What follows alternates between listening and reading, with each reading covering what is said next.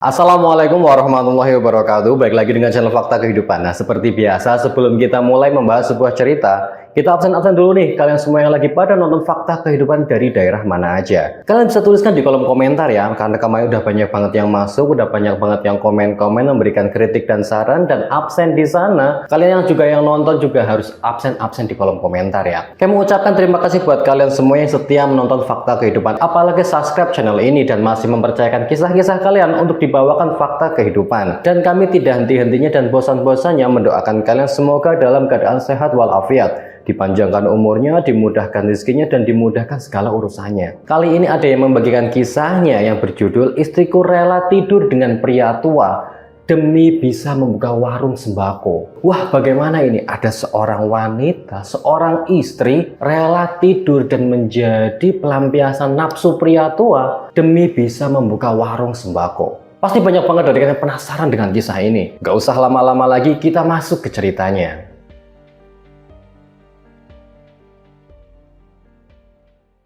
Nah, seperti biasa nama dan tempat kita samarkan untuk kepentingan bersama. Ya, terkadang himpitan ekonomi, himpitan kebutuhan kehidupan itu bisa memaksa seseorang melakukan apapun demi bisa mencukupi semua itu. Apalagi seseorang yang memang dasarnya itu memiliki sifat yang tidak ada puasnya, selalu haus akan harta. Dia tuh akan selalu melakukan segala cara untuk mendapatkan harta-harta itu dan apa yang ia inginkan. Nah, seperti kisah yang dialami seorang wanita, sebut saja namanya Siti. Nah, Siti itu hidup sederhana dengan keluarganya. Ia sudah mempunyai seorang suami, sebut saja namanya Didi. Siti dan Didi itu dikaruniai seorang anak laki-laki yang usianya kurang lebih ya masih 7-8 tahunan. Dia kurang lebih yang masih kelas 1 SD lah. Didi dan Siti itu menikah muda. Usia mereka saat ini saja belum genap 30 tahun. Ya masih umur 28-27an lah kira-kira. Nah, dengan umurnya mereka yang masih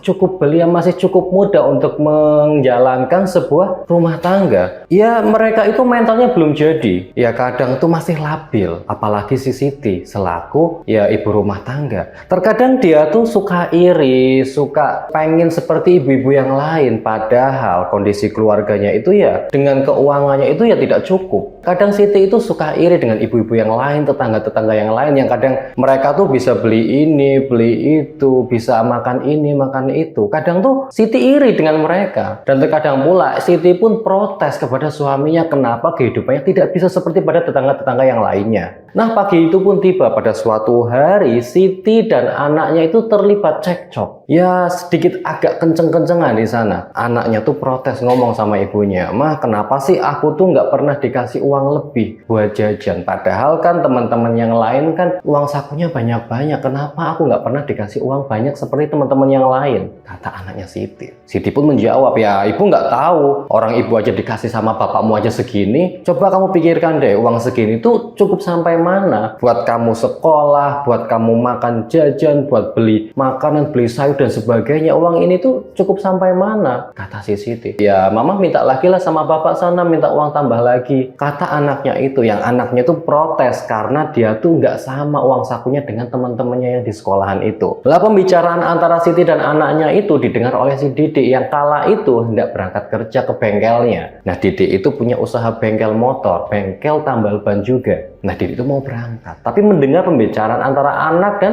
ibunya itu, istrinya. "Mas, lihat ini mas, anakmu tuh protes minta uang lebih. Katanya uang jajannya itu kurang." Kata si Siti sambil ya sedikit agak marah kepada suaminya. Ya mau gimana lagi, kemarin itu bengkel lagi sepi, nggak ada orang yang tambal ban di sana, nggak ada orang yang servis di sana. Jadi ya aku cuma bisa bawa uang segitu aja. Kata si Didi, suaminya Siti itu. "Ya mas harus cari usaha apa kayak, cari uang gimana lagi kayak. Aku juga pengen kayak ibu-ibu yang lain mas. Mereka tuh bisa belanja baju, mereka juga bisa belanja kebutuhan makanan, kebutuhan rumah tangga yang lain. Jangan kayak kita kayak gini, makannya cuma tahu tempe setiap hari. Emangnya kamu nggak bosan? Emangnya kamu nggak pengen makan daging dan sebagainya? Anak kita kan juga butuh protein, butuh gizi yang layak mas. Kamu tahu itu, jadi ya kamu harus banting tulang atau cari kerjaan yang lain. Kalau kamu nggak bisa cari kerjaan atau mencari uang yang lebih daripada ini, jangan sampai aku kerja mas." Kata si Siti mengancam. Iya, sabar. Yang penting kamu hari ini doain aja biar hari ini aku dapat pelanggan yang banyak agar aku bisa pulang membawa uang buat kalian semua, kata si Didik. Hingga akhirnya Didik pun pergi berangkat kerja menggunakan motornya itu. Anaknya pun tidak lama kemudian pergi juga berangkat sekolah. Jam 9 pagi saat Siti selesai mandi, Siti pun hendak siap-siap pergi ke pasar. Ia akan belanja kebutuhan rumah tangganya. Ia akan membeli sayur, membeli tahu, tempe, dan beras. Karena beras di rumahnya itu habis. Nah, Siti pun pergi ke pasar. Setelah sampai di pasar, saat Siti sudah belanja tahu, tempe, dan sayur, ia hendak membeli beras di toko sembako langganannya. Sesampainya di sana, toko itu sangat ramai. Bahkan sampai mengantri-ngantri. Siti pun ya akhirnya mau nggak mau ikut antri. Di sana Siti tuh berpikir, bukankah di daerah itu banyak banget toko-toko sembako yang menjual beras? Tapi kenapa cuma toko ini yang ramai? Apakah karena toko ini menjual beras dengan harga murah? Jauh lebih murah daripada toko-toko yang lain. Toko-toko yang lain itu sepi pembeli karena beras di sana itu mahal-mahal. Siti pun berpikir, kenapa kok toko ini bisa berani menjual murah? Bahkan jauh lebih murah daripada toko-toko yang lain. Hingga akhirnya dia berpikir bahwasanya, bagaimana kalau Siti itu membuka usaha jualan beras aja di desanya. Pasti banyak banget warga-warga desa di sana yang beli beras di tokonya si Siti. Apalagi dengan harga yang sama seperti ya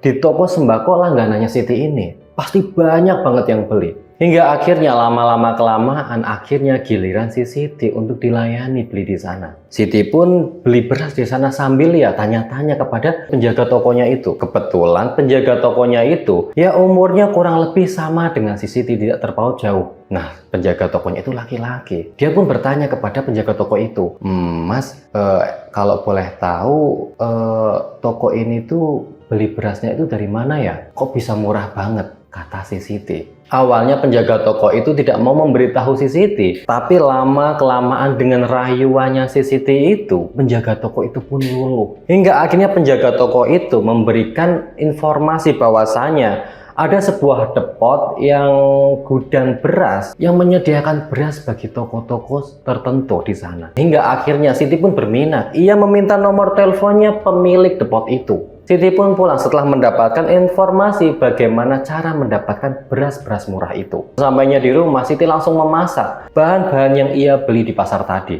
Malamnya, Siti pun melihat suaminya Didik sedang asik ngopi sambil ngerokok di ruang depan. Dia sedang bersantai asik di sana. Siti pun mendekati suaminya itu. Ia mencoba berkomunikasi dengan suaminya. Mas, aku boleh ngomong nggak? Bagaimana kalau aku tuh buka usaha aja untuk membantu perekonomian keluarga kita? Kata si Siti. Emang kamu mau usaha apa? Ya, aku pengen buka toko, Mas, toko sembako. Kan di sini daerah kita ini kan nggak ada tuh yang buka usaha toko ataupun sembako di sini. Aku berpikir bahwasanya kalau aku buka usaha sembako di sini, pasti warga-warga di kampung kita tuh pasti banyak banget yang beli di sana. Nah, dari pendapatan usaha toko itu, nah uangnya kan bisa untuk membantu perekonomian keluarga kita, Mas, kata si Siti. Boleh juga sih.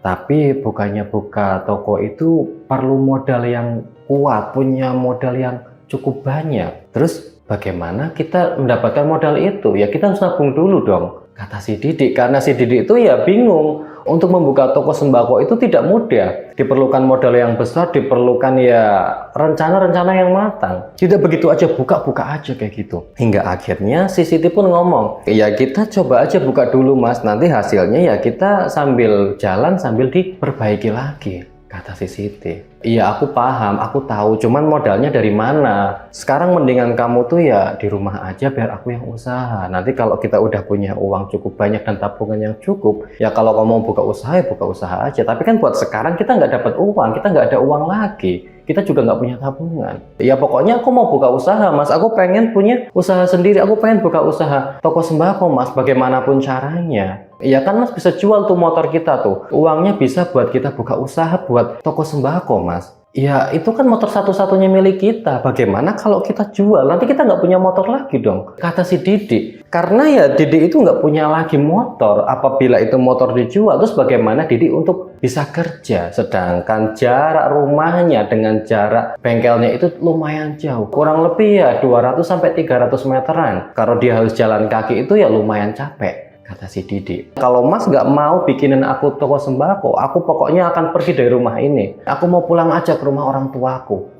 Ancamnya si Siti. Nah akhirnya dengan berat hati Didi pun ya menjual motornya itu karena dia tuh takut apabila istrinya itu benar-benar mengancam. Karena dia tuh takut kalau istrinya tuh pergi dari rumahnya dan pulang lagi ke rumah ibunya. Bagaimana dengan omongan-omongan tetangga dan omong-omongan mertuanya itu? Bisa-bisa dia akan disalahkan sama mertuanya. Didi pun takut hingga akhirnya dengan terpaksa dia menjual motornya. Dia pun membikinkan sebuah warung sembako untuk si Siti. Uang penjualan Didi jual motor itu cuma cukup untuk bikin bangunannya saja tanpa belum ada isinya. Siti pun bingung bagaimana dengan cara mengisinya. Mau diisi dengan apa, barang-barang yang akan dijual itu dengan apa. Hingga akhirnya Siti pun mencoba untuk mengkontak atau menelpon menghubungi orang yang depot beras murah itu. Siti pun membuat janji dengan dia untuk bertemu di sebuah restoran. Sesampainya di restoran di mana tempat Siti dan seseorang itu berjanjian, Siti itu menunggu seseorang itu yang sebut saja namanya Pak Tirto. Tidak lama kemudian datanglah seorang parubaya. Umurnya itu kurang lebih 50 tahunan. Yang umurnya itu tidak bisa dibilang bapak-bapak, tapi kakek-kakek 50-an tahun. Sesampainya Siti bertemu dengan Pak Tirto itu, langsung Siti memintanya atau menawarkannya untuk duduk. Pak Tirto ya? Kata si Siti. Iya benar, saya namanya Pak Tirto. Kamu Siti ya? Iya Pak, saya Siti. Akhirnya mereka berdua pun duduk di sana. Langsung to the point saja. Kamu minta saya datang ke sini itu untuk apa ya? Kata si Pak Tirto itu. Pak Tirto itu yang umurnya sudah 50-an tahun, tapi pakaiannya itu modis seperti anak muda. Jadi seperti ini Pak. Saya tuh mau bikin usaha. Mau bikin usaha sembako seperti orang yang ada di pasar. Terus saya dengar-dengar kalau depot dari Pak Tirto ini berasnya jauh lebih murah. Nah, saya itu berkeinginan kalau bagaimana kalau kita tuh kerjasama. Kata si Siti langsung to the point saja bahwasanya Siti itu ingin ngajak kerjasama si Pak Tirto ini. Pak Tirto pun bilang, jadi begini, memang beras saya dengan beras orang lain itu memang berbeda, harganya itu jauh lebih beda. Ya seperti yang kamu ketahui, beras saya itu jauh lebih murah daripada beras-beras yang ada di pasaran. Dikarenakan ya, saya mengambilnya itu ya tidak melalui bea cukai atau ya bisa dibilang black market. Jadi ya harganya jauh lebih murah. Tapi tidak sembarangan orang bisa kerjasama dengan saya. Ya orang itu harus mau membayar ya administrasinya. Emang berapa Pak administrasinya? Kata si Siti. Bahwasanya itu Pak Tirto menerangkan bahwasanya kalau dia mau kerjasama dengan dirinya, kalau Siti mau kerjasama dengan dirinya itu harus bayar administrasi.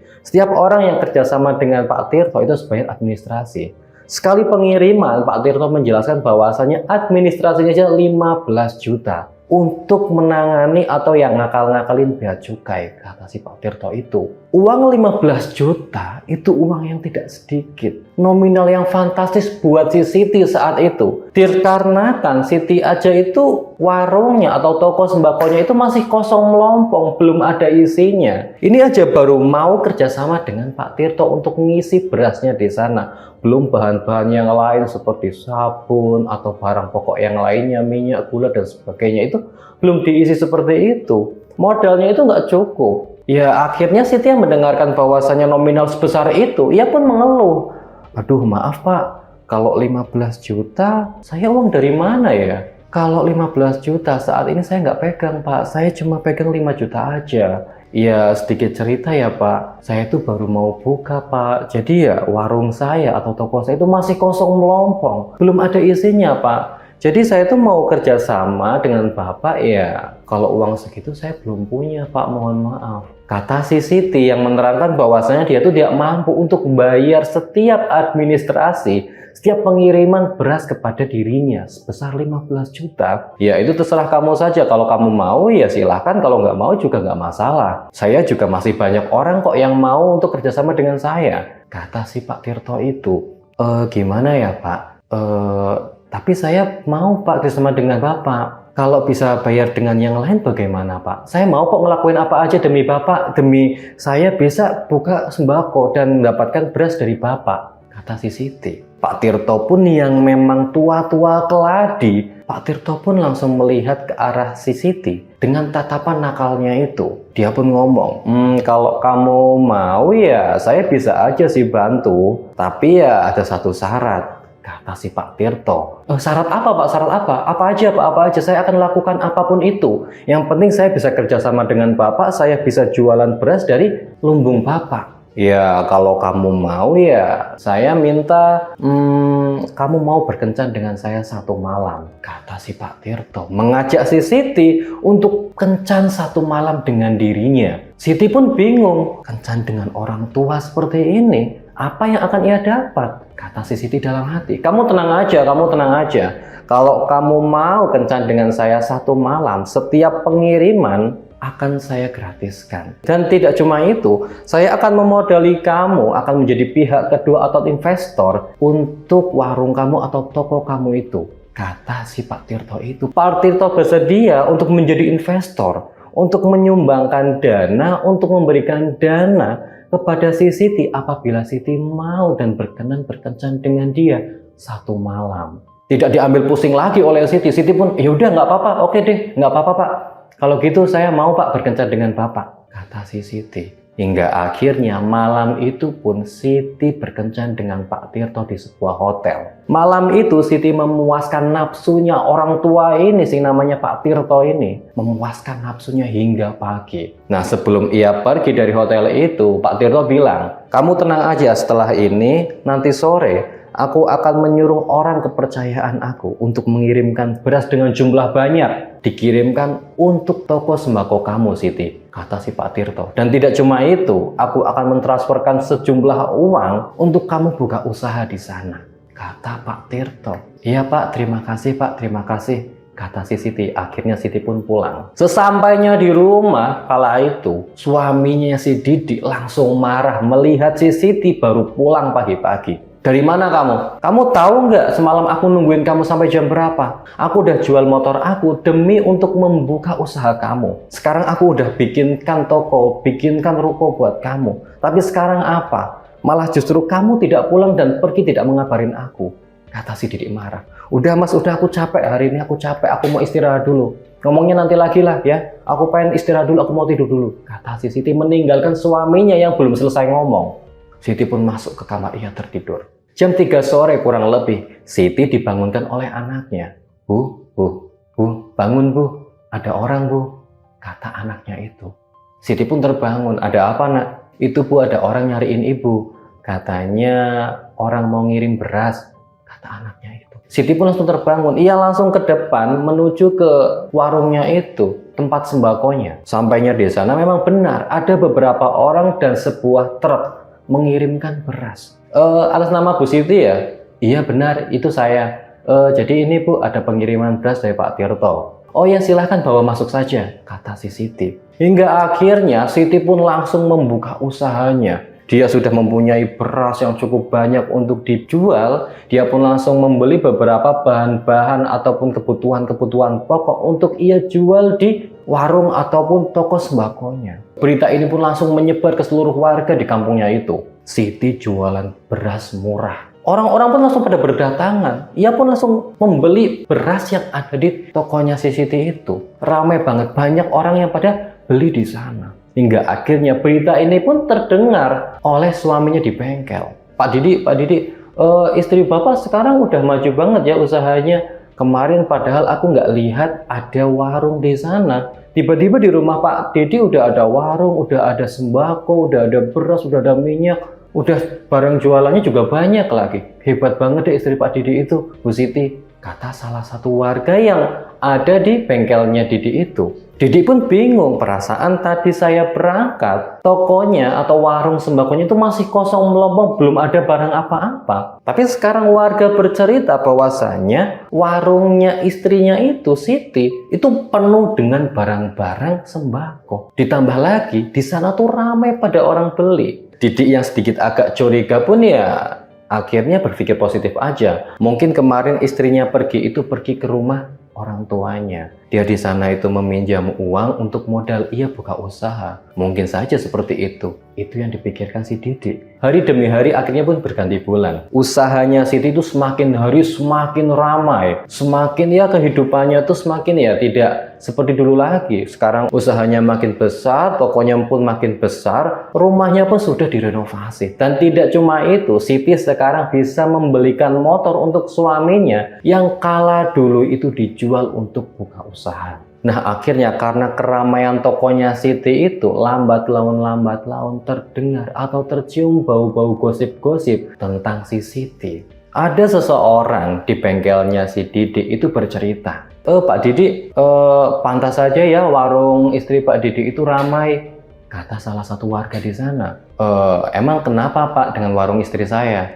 Ya wajar sajalah ramai. Istri Pak Didik kan kenal dengan orang yang jualan beras itu, si juragannya. Kata orang itu. Maksud Bapak apa ya ngomong kayak gitu? Saya kurang paham deh. Ya kata warga sih Pak. Katanya warga itu istri Bapak itu kerap bertemu dengan seorang pria yang dicurigai adalah seorang juragan beras besar. Istri Bapak itu kerap bertemu dengan dia di sebuah hotel. Nah salah satu warga kita tuh ada yang pernah lihat karena dia tuh bekerja di sebuah hotel itu. Dan kebetulan pula istri Bapak dan pria itu sering berkunjung ke sana. Emang iya Pak? Ya itu cuma gosip sih Pak, saya juga belum tahu pasti. Kalau Bapak mau tahu pastinya ya Bapak hubungi aja warga yang kerja di hotel itu. Kebetulan ada salah satu warga di sana yang bekerja di sebuah hotel. Dan apesnya lagi, Siti itu sering bermain di sana dengan Pak Tirto. Dan akhirnya si Didik itu meminta nomor teleponnya si pegawai hotel itu untuk mengecek, untuk memastikan bahwasannya apakah benar itu istrinya. Tidak lama kemudian setelah itu beberapa hari ke depan, itu handphonenya Didik itu berbunyi saat dia sedang melayani servis motor di bengkelnya. Ia pun penasaran siapa yang nelpon dirinya itu siang-siang seperti ini. Diangkatlah telepon itu. Ternyata itu panggilan dari salah satu warga yang bekerja di hotel. Maaf Pak Didik, ini saya melihat istri Bapak di sini, kata pegawai itu. Yang benar kamu, itu benar istri saya. Ya saya kurang pasti juga sih Pak, cuman ya kalau dilihat dari postur tubuh dan wajahnya ya mirip istri Bapak. Ya lebih pastinya biar Bapak datang ke sini langsung aja, biar langsung dicek. Apakah benar ini istri Bapak atau saya cuma salah lihat? Kata warga itu. Hingga akhirnya Didik pun langsung pergi meninggalkan bengkelnya itu. Pergi ke sebuah hotel. Sesampainya di sana ia bertemu dengan salah satu warga yang katanya itu melihat istrinya berada di sebuah hotel itu, di sebuah kamar. Ya buat memastikan Pak, Bapak bisa lihat di CCTV apakah itu benar istri Bapak atau bukan. Karena ya saya takut salah aja nanti jadi timbulnya itu fitnah sendiri Pak, kata pegawai hotelnya itu. Hingga akhirnya si Didik mengecek di CCTV apakah benar itu sosok istrinya dengan pria lain yang masuk ke kamar hotel. Nah setelah dicek ternyata benar. Didik seakan-akan tuh tidak percaya dengan apa yang ia lihat. Istrinya masuk ke kamar hotel dengan pria lain. Ditambah pria itu adalah pria parubaya yang umurnya itu jauh lebih tua dibanding dirinya. Iya Pak, itu benar istri saya, itu benar istri saya. Saya mohon minta kunci duplikatnya, saya akan lihat sendiri langsung saja masuk ke kamarnya, kata si Didik. Tapi maaf Pak, pihak hotel tidak bisa begitu saja memberikan kunci hotel ini kepada Bapak, karena ya takutnya itu ternyata Bapak salah lihat saja. Enggak Pak, ini pasti Pak, ini pasti istri saya yakin sekali. Bener ya Pak, kalau Bapak yakin saya berikan kuncinya, karena semua resiko akan dijatuhkan kepada Bapak semua. Iya Pak, saya berani, saya akan mempertanggungjawabkan semua apabila saya salah melihatnya, kata si Didik yakin. Hingga akhirnya Didik pun diberikan kunci duplikat dan ditemani oleh salah satu karyawan hotel di situ. Diketuklah pintu hotel itu oleh si pegawainya itu.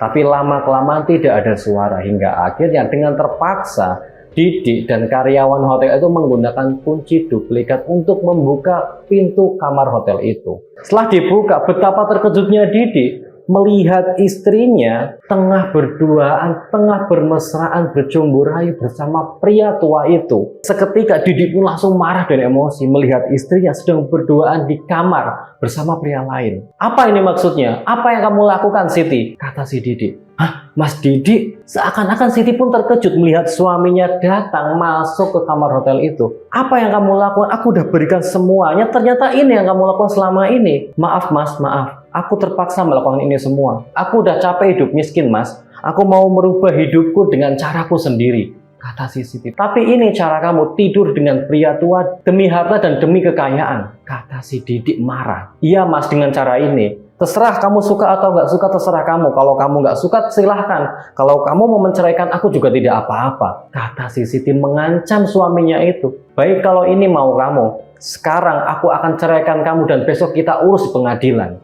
Kata si Didik marah. Didik pun meninggalkan Siti bersama pria tua itu. Akhirnya Didik pun menceraikan istrinya Siti di pengadilan. Hingga akhirnya mereka pun berpisah. Dan Didik pun sekarang fokus untuk hidup dan menghidupi anak semata wayangnya itu. Nah, begitulah kisah dari salah seorang wanita yang rela tidur dengan pria tua demi kekayaan. Semoga kisah ini dapat kita ambil hikmahnya, dapat kita ambil manfaatnya untuk dijadikan contoh kepada kehidupan kita sehari-hari. Kadang seseorang akan melakukan apapun demi keinginannya untuk mencapai sebuah tujuannya. Nah, begitulah kisah dari salah satu subscriber kita. Bagi kalian semua yang ingin komen-komen, berikan kritik dan saran yang membangun, kalian bisa tuliskan di kolom komentar. Dan bagi kalian pula yang punya kisah-kisah unik, kisah-kisah menarik yang ingin dibawakan oleh fakta kehidupan, kalian bisa kirimkan lewat WA ataupun Instagram di bawah ini. Tetap dukung channel kami dengan cara like, komen, dan subscribe, dan tunggu video-video berikutnya. Sekian dari saya, semoga bermanfaat. Wassalamualaikum warahmatullahi wabarakatuh.